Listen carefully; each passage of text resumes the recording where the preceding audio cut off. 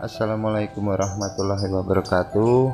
Buat teman-teman semua, buat omku semua, terima kasih untuk supportnya, untuk semangatnya dan komentar-komentar yang positif. Jadi di sini saya minta maaf. Jadi saya ingin menyampaikan rangkuman-rangkuman ataupun yang pernah saya sampaikan dalam proses tab bunyi studi koloni itu Om. Jadi di sini saya pribadi tidak untuk maksud menggurui ini cara ini seperti ini. Jadi kalau untuk cara itu banyak Om, cara itu banyak tentang studi koloni ini. Ada yang jantan sama jantan semua, jantan sama betina semua. Jadi di sini saya ingin menyampaikan sama teman-teman yang kemarin menanyakan, Om Agus, untuk bahan-bahan jantan seperti apa, untuk lobet seperti apa yang saya proses. Jadi gini Om, kalau saya dari lobet-lobet jantan yang dari ternakan, lobet-lobet jantan yang dulu katanya bagus, lobet yang rusak dan segala macam, ini coba-coba saya pakai dengan koloni semua Om. Dengan di koloni semua saya kasih pemicu betina ini yang kemarin saya sudah sampaikan. Nah dengan seperti ini di koloni lama, nanti dengan prosesnya dengan dipisah waktu dijemur, waktu penjemuran coba dipisah satu jangka. Awal-awalnya pasti ada yang riwik, ada yang tidur dan segala macam. Tapi dengan koloni ini Om, kita menurunkan dari tingkat emosi si lobet.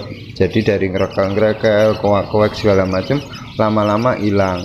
Meskipun di sini nanti akan terjadi galau-galau dari jenengan, dari lobet yang sering tidur, bahkan ngeriwik awal-awalnya gitu Om. Tapi untuk proses seperti ini yang pernah saya sampaikan kemarin dengan rawatan hariannya dan juga pakan. Kalau untuk masalah pakan gini Om, kalau saya pribadi kan selalu dari pakan rendah naik ke atas. Misalkan dari cuaca di kota ini jenengan cuaca dingin, coba-coba dengan langsung pakai pakan racik ataupun dengan step-step dari bawah langsung ke atas bisa, nggak masalah, itu monggo Om.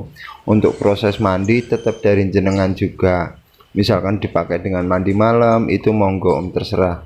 Yang penting gini Om, ketika kita meraba dari lobet yang kita proses, dia suka mandi malam dan ataupun nggak suka mandi, tetap kembali ke jenengan. Jadi dengan proses koloni ini ibaratnya gini Om, ibaratnya kalau saya menyortir ataupun melihat dari kualitas burung yang kita proses, meskipun burung itu dari burung biasa Om, yang nggak tahu, kita nggak tahu kualitasnya, nggak ada minor, nggak ada dabelan, itu kita proses dengan ini adalah teknik dasar penggacoran. Teknik dasar penggacoran ini kan bebas Om, ada yang di single, ada yang ditempel dengan betinanya langsung, bebas Om. Itu semua sudah pernah saya pakai, dan saya yang pernah saya sampaikan adalah saya memakai dengan studi koloni ini Om. Jadi burung saya kumpulkan semua, tiap pagi saya jemur dengan dikasih jarak satu jangka. Itu ada jantan-jantan pemicu betinanya saya ikutkan juga kalau memang misalkan single semua. Nah ketika rutinitas seperti itu Om, itu kan misalkan jenengan ada yang pekerja, ada yang tidak, ada pun yang banyak waktu, itu nggak masalah untuk proses jemur setiap hari. Cuman kalau untuk misalkan untuk yang pekerja, misalkan jenengan bisanya cuma pas libur ataupun pas sore, itu nggak masalah. Intinya dari proses ini adalah rutinitas atau monoton dari gimana kita memperlakukan si lobet, dengan catatan kalau mandi dan pakan dan penjemuran kembali ke jenengan semua. Tapi kalau saya pribadi gini Om, saya pribadi untuk proses pakan tetap saya dari rendah dulu baru naik ke atas. Biasanya millet putih kena risit, itu yang udah pernah dibahas semua kemarin. Karena tingkat lobet waktu dipepet-pepet semua ini Om, biasanya birahi sudah terlalu nyepah-nyepah, udah naik ya Om, ibaratnya udah naik. Nah ketika proses seperti itu kita kan nggak tahu Om kualitas dari lobet yang kita proses. Coba-coba misalkan nggak berani bunyi di rendengannya, coba-coba kita gantung dengan dikasih sekat-sekat, kemarin sudah dibahas juga. Nah di sekat-sekat ini kita gantung coba dengan dikasih kerodong, dikasih hanger, ditutupin antar kandang, itu lama-lama kita akan tahu kualitas dari lobetnya itu Om. Kadang-kadang gini juga Om, kadang-kadang dari jenengan melihat lobet jenengan saya beraninya cuman sore om, saya beraninya cuman jam sekian, nggak apa-apa om, nggak masalah. Yang penting kita melihat kualitas dari burung yang kita proses, tinggal kita melatih mentalnya yaitu ketika pagi hari kita jejer-jejer burung banyak, kita kasih satu jangka jaraknya, itu lama-lama proses seperti itu, awalnya dari ngriwik, tidur, bahkan jenengan pasti galaunya karena burung banyakan ngriwik, banyakan tidur awal-awalnya om. Cuman dengan seperti itu lama-lama akan keluar bakat masing-masing dari si lobet. Nah, ketika keluar dari bakat-bakat lobet ini kita bisa nitik om, burung ini bagus, burung ini punya potensi, burung ini kurang, burung ini tidak ada kemajuan. Nah, gimana untuk yang tidak ada kemajuan? Apakah bisa? Kalau menurut saya bisa om. Cuman kadang-kadang kita kan kendalanya di waktu. Kalau yang lama misalkan nggak ada yang kurang menonjol ataupun lambat dari ini kan cuman butuh waktu, cuman lama om.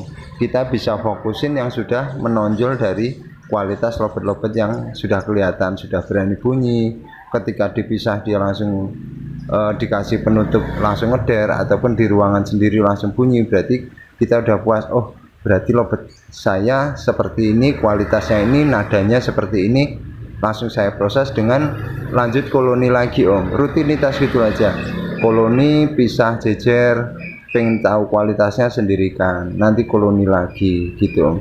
Nah, misal ada yang tanya om Hafiz atau harus ada betina berapa, jantan semua, kalau saya bebas om, saya bebas. Kalau saya itu sukanya ibaratnya memang bikin lobet itu benar-benar terbiasa ketemu betina, terbiasa ketemu jantan. Cuman di sini kan proses untuk menstabilkan dari birahi, dari pola pakan harus kita amati, enaknya direndah atau langsung dikencang. Cuman kalau bisa dari bawah kita raba ke atas.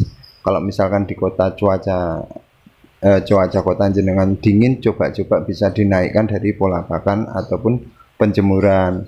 Kadang-kadang ada juga yang menemukan lobet jantan cuman di koloni, cuman nyepah-nyepah, kayak orang bilang birahi kawin itu ya om, birahi mau kawin itu biasanya coba-coba dibantu dari penjemuran juga bisa om, ataupun dari pola pakan. Kadang-kadang lobet itu ada dua karakter om, ataupun bawaan dari burungnya.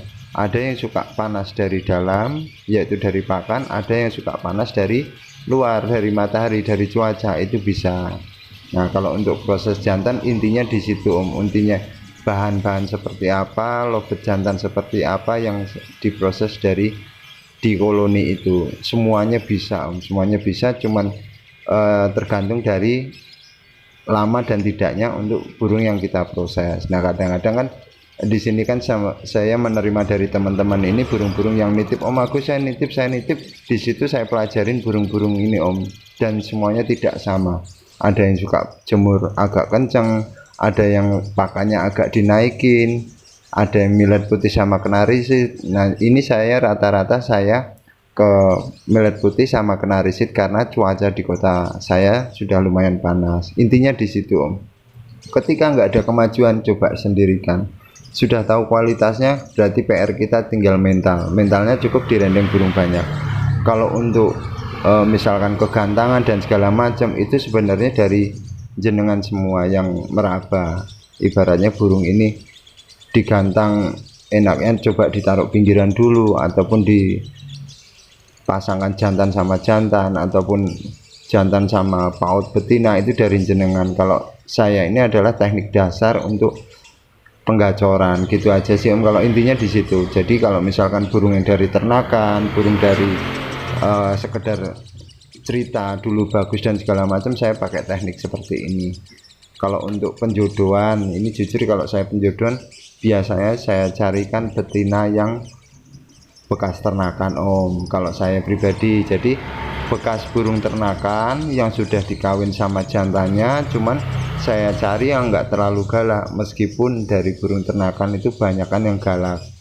Cuman ketika saya feeling, saya mencari betina yang kayak ngelemak itu om, kayak ngelemak, kebanyakan ngelemak itu yang setelah ataupun mau bertelur itu saya ambil, saya ungsikan di ruangan sendiri ataupun di lain. Kalau saya di toko om, di toko saya jodohin, saya tempel.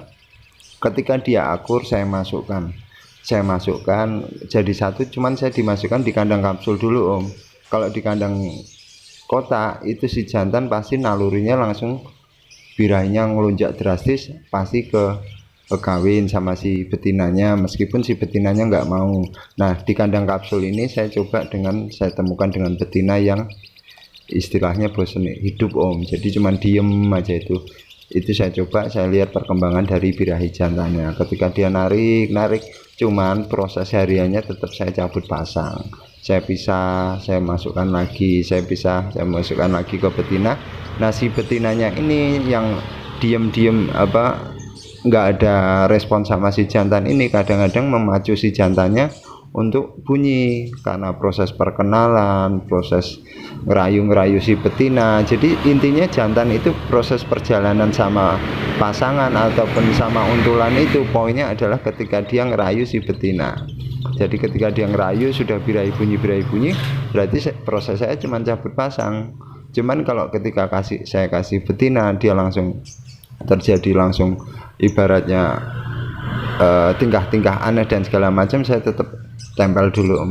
Ketika saya pisah betinanya dia bunyi, saya coba masukkan. Kalau saya seperti itu, saya carikan betina bahkan yang lovebird yang lepas paut, yang masih belum punya birahi, masih muda, itu saya coba seperti itu. Tapi awal-awalnya tetap saya tempel dulu. Dan yang poinnya adalah saya selalu pakai kandang kapsul dulu, karena kalau kandang kapsul dia cenderung lebih aktif bunyi daripada di kandang kotak. Nah untuk proses masuk kandang kotaknya saya biasanya jantan dulu gitu Om. Nah ketika kalau misalkan ada hal sesuatu tentang betinanya, ketika kita masukkan dia jadi bebek, itu enggak saya pakai Om, saya ganti lagi betina. Itu saja sih Om. Jadi poin-poinnya di situ Om, ketika si lovebird yang kita proses ini seperti di koloni ini, studi koloni ini, saya hanya ibaratnya melihat dari kualitas lovebird masing-masing Om. Ketika yang ada potensi saya tandain, yang kurang berarti saya ibaratnya pantau lagi. Karena yang nggak ada kemajuan, bahkan cuman tidur, cuman diem, saya sudah semaksimal mungkin saya bantu penjemuran, saya ini berarti lovebird ini kurang cepat untuk kemajuannya. Itu tidak saya buang, cuman memang untuk saya teman koloni di situ Om. Siapa tahu kalau rezeki ke master dari burung lainnya dia jadi bagus gitu Om. Intinya kalau lovebird itu, kalau bagi saya pribadi adalah membiasakan, biar lovebird itu terbiasa gitu Om, terbiasa dari proses ataupun rawatan kita tiap hari. Lama-lama si lovebird akan mengerti. Dan sekali lagi saya minta maaf di sini Om. Jadi di sini saya bukannya paling pintar ataupun maha paling benar, cuman saya selalu apa yang pernah saya lakukan dan itu berhasil, saya wajib untuk menyampaikan ke jenengan. Kiranya itu saja. Semoga ini bermanfaat buat saya, penjenengan. Semoga jenengan beserta keluarga semuanya sehat selalu. Ini saya mohon maaf kalau ada salah-salah kata. Wassalamualaikum warahmatullahi wabarakatuh.